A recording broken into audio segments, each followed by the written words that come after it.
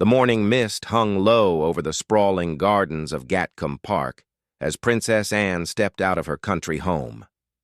It was barely 6 o'clock, but she was already dressed in her riding boots and practical jacket. This had been her routine for decades. An early morning walk through the grounds before the day's responsibilities took over. At 73, the Princess Royal maintained the same disciplined schedule that had defined her entire life. Her staff knew better than to disturb her during these precious morning hours. This was her time, away from royal duties, charity work, and the constant demands of public life. The October air was crisp, carrying the scent of autumn leaves and damp earth. Anne walked her familiar path through the rose garden, past the old oak trees that had witnessed countless royal visits over the years. Her dogs, 2 English bull terriers, bounded ahead of her, their excitement infectious even in the early hour. She paused at her favorite spot, a small clearing where wildflowers grew in organized chaos. This garden had been her sanctuary for over 40 years, since she first moved to Gatcombe Park. Here, she could simply be Anne Phillips, not the Princess Royal, not the hardest-working member of the royal family, just a woman who loved horses, countryside, and quiet mornings. The palace staff back at Buckingham Palace were already preparing for another busy day. Anne's schedule was packed as usual. 3 charity visits, a meeting with Olympic Committee members, and an evening engagement with the Save the Children organization. Her private secretary had warned her the day before that the media was particularly interested in her upcoming trip to Africa for humanitarian work. But none of that mattered in this moment. Anne bent down to examine a particularly beautiful cluster of late-blooming roses. The garden had been her personal project for years. She knew every plant, every season's changes, every corner where wildlife made their homes. Gardening had become more than a hobby. It was meditation, therapy, and joy all wrapped together. Her mobile phone buzzed in her pocket, but she ignored it. The palace could wait another hour. Her protection officer, discreetly positioned near the garden entrance, respected her need for solitude. He had worked with the Princess Royal long enough to understand that these morning walks were sacred time.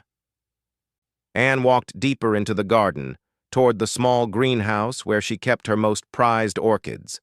The sun was beginning to break through the morning clouds, casting long shadows across the perfectly maintained lawns. She thought about her mother, Queen Elizabeth II, who had also found peace in gardens during her long reign. Perhaps it was inherited, this need to connect with growing things, to find stability in the natural world when everything else felt constantly in motion. The greenhouse was warm and humid, filled with the exotic beauty of flowers from around the world. Anne had collected these orchids during her many royal tours, each one carrying memories of different countries, different people, different purposes. She moved slowly among them, checking water levels, adjusting supports, lost in the quiet concentration that gardening required. Her thoughts drifted to the upcoming week. Another speech to write, another cause to champion, another round of appearances where she would smile, shake hands, and represent the crown with the dignity that had been drilled into her since childhood.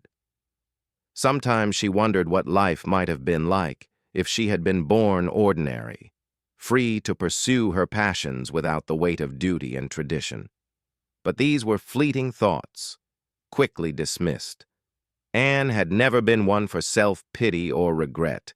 She had chosen her path, embraced her responsibilities, and found meaning in service to others. The charity work, the patronages, the endless round of engagements, they all mattered.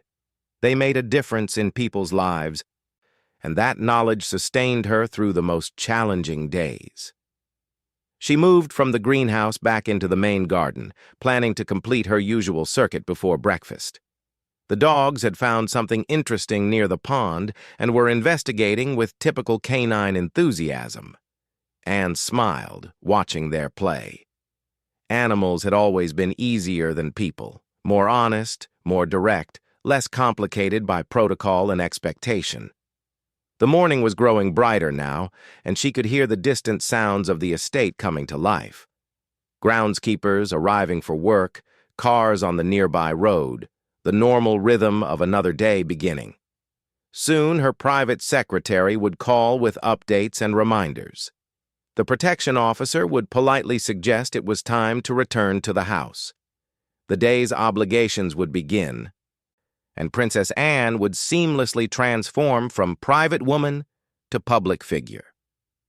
She walked toward her favorite bench, positioned to overlook both the formal gardens and the natural landscape beyond.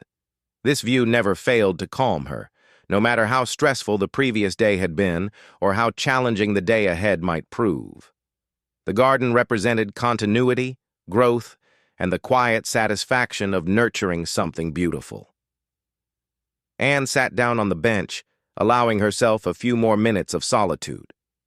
The sun felt warm on her face, and she closed her eyes briefly, listening to the sounds of birds beginning their morning songs. This peaceful moment, this connection with the natural world, would sustain her through whatever the day might bring. She had no way of knowing that in just a few minutes, everything would change. That this quiet morning, so similar to thousands of others, would be remembered for entirely different reasons.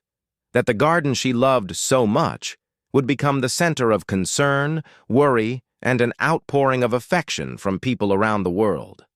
For now, there was just the peaceful morning, the familiar garden, and a woman who had dedicated her life to duty, finding a few precious moments of personal peace. The fall happened so suddenly that even Anne herself couldn't quite remember the exact moment. One second she was standing near the rose bushes, admiring a particularly vibrant bloom, and the next she was lying on the damp grass, staring up at the gray October sky with a sense of complete confusion. Her first thought wasn't about pain or injury. It was embarrassment. At 73, Princess Anne prided herself on her physical fitness and independence. She rode horses, walked miles every day, and maintained a schedule that would exhaust people half her age.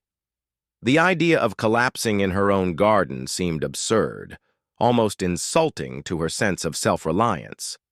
But as she tried to sit up, a wave of dizziness washed over her, forcing her back down. Her left shoulder throbbed with a sharp, insistent pain, and she realized she must have landed hard on her side.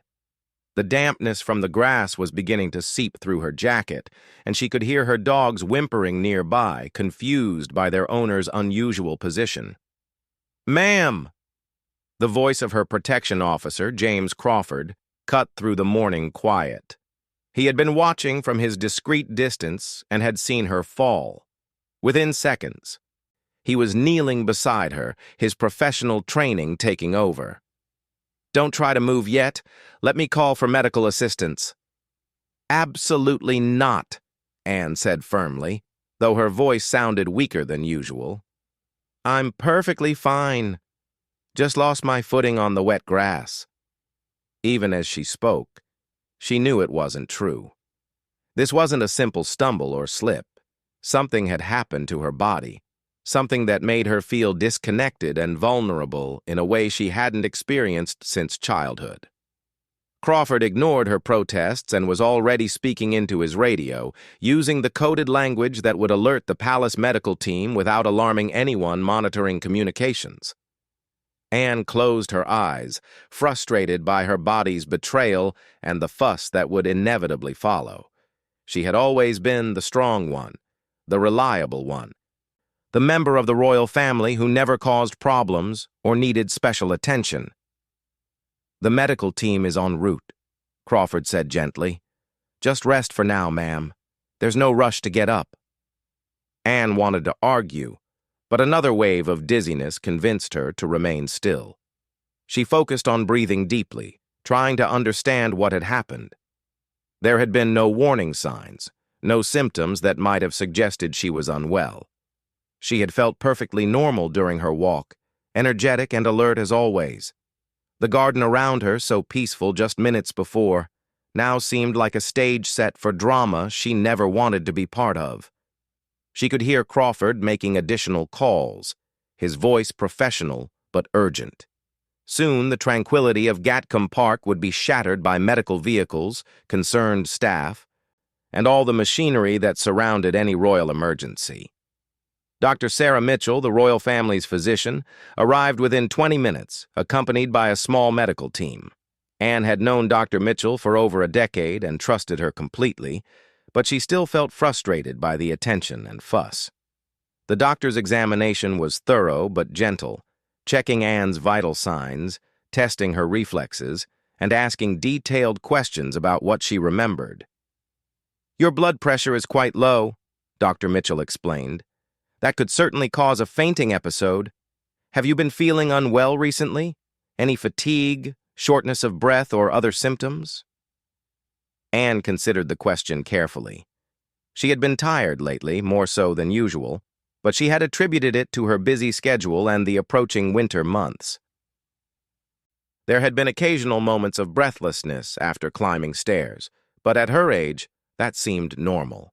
She had never been one to complain about minor discomforts or slow down for anything less than a serious injury. "I've felt perfectly well," she insisted, though even as she said it, she realized it might not be entirely accurate. "This is completely out of character. I walk these gardens every day, and I know every stone and root. I don't just fall over for no reason." The medical team helped her into a wheelchair, despite her continued protests that she could walk perfectly well. They wheeled her back to the house, where more medical equipment had been brought in to conduct a more thorough examination. Anne submitted to blood tests, an electrocardiogram, and various other procedures with the patience of someone accustomed to duty, even when that duty involved being poked and prodded by concerned medical professionals. Meanwhile, Crawford had already begun the delicate process of informing the palace hierarchy about the incident. These communications required careful balance, providing enough information to ensure proper response while avoiding panic or premature public announcements. The royal family's approach to medical issues was always cautious, respecting both privacy concerns and public interest. Anne's private secretary, Margaret Thornton, arrived at Gatcombe Park within an hour. She had worked with the Princess Royal for 15 years and understood both her dedication to duty and her fierce independence. Margaret's first concern was Anne's well-being, but she also knew that decisions about public announcements and schedule changes would need to be made carefully. "The morning's charity visits will need to be postponed," Margaret said gently, knowing this would upset Anne more than any physical discomfort. "Dr. Mitchell wants you to rest for at least 24 hours while they run additional tests." Anne's frustration was evident, though she tried to hide it. The charity visits weren't just appointments in her diary. They represented commitments to organizations that depended on royal patronage for visibility and support. Canceling at short notice would disappoint many people and potentially impact important fundraising efforts. "What about the Olympic Committee meeting this afternoon?" Anne asked. "That's been scheduled for months, and there are people flying in from abroad specifically for this discussion." Margaret exchanged a glance with Dr. Mitchell, who shook her head firmly. "Your health takes priority over everything else right now," Margaret said. "The committee will understand.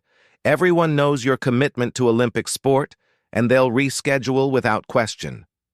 As the day progressed, test results began to come back. Dr. Mitchell's initial assessment proved correct. Anne's blood pressure had dropped significantly, and her heart rhythm showed some irregularities that required further investigation. While not immediately life-threatening, these findings suggested underlying issues that needed attention and monitoring. The medical team recommended a brief hospital stay for more comprehensive testing, but Anne refused outright. Hospitals meant publicity, speculation, and the kind of dramatic attention she had always tried to avoid. After lengthy negotiations, a compromise was reached. She would remain at Gatcombe Park under medical supervision, with regular monitoring and strict instructions to rest. By late afternoon, it became clear that some kind of public statement would be necessary. Anne's absence from scheduled events had already been noticed, and rumors were beginning to circulate. The palace communications team, led by the press secretary, began drafting carefully worded announcements that would acknowledge the situation without causing alarm. The challenge was striking the right tone, honest enough to satisfy public interest, but reassuring enough to prevent unnecessary worry. The royal family had learned from previous experiences that vague statements often created more speculation than clear, factual communications. They decided to wait until evening to allow for more complete medical information. Anne spent the rest of the day reluctantly accepting the attention and care that her condition required. She remained in her sitting room, surrounded by the familiar comforts of home, but under constant medical supervision. The dogs, sensing something unusual, stayed close to her chair, providing the kind of uncomplicated companionship that had always been one of her greatest sources of comfort. As evening approached, Dr. Mitchell sat down with Anne to discuss the findings and recommendations. The conversation was frank and professional, befitting both women's no-nonsense personalities. The news was concerning but not catastrophic. Anne would need ongoing monitoring and some lifestyle adjustments, but with proper care, there was no reason she couldn't continue her active life and royal duties. The palace had decided to issue a statement at sunrise the following morning, giving them time to coordinate with all relevant parties and ensure accuracy. Anne approved the draft statement, appreciating its straightforward tone and factual approach. She insisted on including reassurance about her commitment to continuing her royal duties, understanding that this would be a primary concern for the organizations and people who depended on her support. The sun was just beginning to rise over London when the palace statement was released to the world. The timing was deliberate, early enough to reach morning news programs, but late enough to ensure all medical information was accurate and complete. The press secretary, David Hamilton, had crafted the announcement with particular care, knowing that every word would be analyzed by media outlets around the globe. Her Royal Highness the Princess Royal experienced a medical episode yesterday morning while walking in the gardens at Gatcombe Park, the statement read. After thorough medical evaluation, doctors have determined that the princess experienced a brief loss of consciousness due to a temporary drop in blood pressure. Her Royal Highness is in good spirits and will continue to rest at her home under medical supervision. All engagements for this week have been postponed as a precautionary measure. The response was immediate and overwhelming. Within an hour of the statement's release, messages of concern and support began flooding in from around the world. The British public, who had watched Princess Anne dedicate her life to public service for over 5 decades, responded with an outpouring of affection that surprised even seasoned palace observers. Social media platforms filled with messages praising Anne's decades of tireless work. People shared stories of meeting her at charity events, remembering her kindness to their children, or simply expressing gratitude for her no-nonsense approach to royal duty. The hashtag #RanaGetWellAnne began trending worldwide, with thousands of people sharing their favorite memories of the Princess Royal. Back at Gatcombe Park, Anne was monitoring the response with a mixture of gratitude and embarrassment. She had never sought the spotlight in the way some royal family members did, preferring to focus on the work itself rather than public recognition. The overwhelming concern for her welfare was touching, but also overwhelming for someone who valued privacy and independence above almost everything else. Dr. Mitchell continued her monitoring throughout the morning, pleased with Anne's vital signs but insisting on continued rest. The princess chafed at the restrictions, repeatedly asking when she could return to her normal schedule. Her private secretary, Margaret, fielded dozens of calls from organizations expressing concern and offering to reschedule events at Anne's convenience. The Children's Hospital Foundation called 3 times, Margaret reported during their morning briefing. They want you to know that the fundraising gala can be moved to any date that works for you. The chairman said, and I quote, "Princess Anne's health is infinitely more important than any single event." Similar messages arrived from Olympic committees, youth organizations, veterans groups, and dozens of charities that Anne had supported over the years. Each organization expressed genuine concern for her well-being and willingness to adjust schedules to accommodate her recovery. For someone who had spent her life putting duty before personal needs, this collective understanding was both moving and slightly uncomfortable. King Charles called personally that morning, his concern evident despite their sometimes complicated sibling relationship. As children, Charles and Anne had been quite different in temperament and interests, but as adults facing the unique pressures of royal life, they had developed a mutual respect and understanding that served them well during family challenges.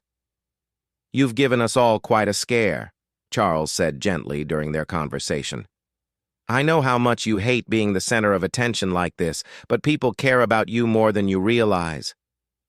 Anne appreciated her brother's call, but was eager to move past the drama and return to normalcy. She spent the afternoon reviewing correspondence and making plans for rescheduled events, determined to minimize the disruption caused by her collapse. Her staff worked carefully to accommodate her desire to maintain momentum while respecting medical advice about pacing and rest. The international response continued throughout the day.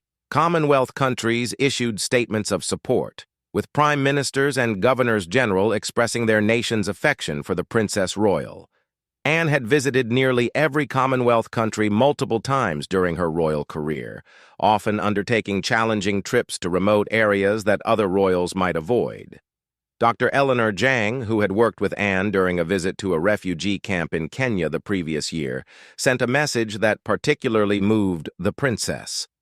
"Your dedication to our work with displaced families gave us strength during our darkest days. Please take the time you need to recover so you can continue changing lives around the world." By evening, Anne was feeling much better physically, though still frustrated by the forced inactivity. Dr. Mitchell allowed her to take a short walk in the garden, accompanied by medical supervision that Anne tolerated with good grace. The same garden where she had collapsed the day before now seemed different somehow, not just her private sanctuary, but a place that had inadvertently connected her with expressions of care from around the world. The media coverage, while extensive, remained respectful of both royal protocol and Anne's well-known preference for privacy. Most outlets focused on her long record of public service rather than speculating about her health, a courtesy that reflected the genuine respect she had earned through decades of dedicated work. Margaret showed her some of the press coverage during their evening meeting. The headlines were universally supportive. "Nation holds its breath for hardest working royal," "Princess Anne's lifetime of service remembered as public sends love," and "The People's Princess Royal rests as world watches with concern." "I never realized," Anne said quietly, reading through the coverage. "I mean, I knew people appreciated the work, but this level of personal concern, it's quite overwhelming." Margaret smiled, understanding her employer's surprise. "You've spent 50 years putting other people first, ma'am. It shouldn't be surprising that people want to put you first for once." The next morning brought more positive medical news. Anne's blood pressure had stabilized, and her heart rhythm had returned to normal patterns. Dr. Mitchell was cautiously optimistic, but insisted on continued monitoring and some lifestyle modifications. The princess would need to adjust her schedule slightly, build in more rest periods, and accept regular medical checkups. "I can work with those requirements," Anne said pragmatically, "as long as they don't interfere with the essential work. There are too many important projects to let this become an excuse for reducing commitments." The palace issued a brief update statement, confirming that the Princess Royal was recovering well and expressing her gratitude for the overwhelming support she had received. They announced that she would gradually return to public duties over the following weeks, starting with less demanding engagements and building back to her full schedule. The first event on her modified calendar was a visit to the local children's hospital, just 20 minutes from Gatcombe Park. Anne had insisted on this choice, wanting her return to public life to focus on others rather than herself. The hospital staff were thrilled, though they worried about the Princess Royal overdoing things too soon. Dr. Mitchell agreed to the hospital visit with conditions: limited time, comfortable seating available, and immediate medical support if needed. Anne accepted these restrictions with better grace than expected, perhaps recognizing that some compromise was necessary to ensure her long-term ability to continue the work she loved. A week after her collapse, Anne stood once again in her beloved garden, this time with full medical clearance for her morning walks. The experience had changed something in her perspective, not about her commitment to duty, which remained as strong as ever, but about her understanding of the connection she had built with people over decades of service. The garden looked exactly the same as it had before her fall, but Anne's relationship with it had subtly shifted. It was still her sanctuary, her place of peace and reflection, but now it also carried the memory of vulnerability and the surprising warmth of worldwide concern. The roses continued to bloom, the trees maintained their ancient dignity, and the Princess Royal resumed her walk, carrying with her a deeper appreciation for both the fragility and the strength of the bonds that connected her to the world beyond the garden walls.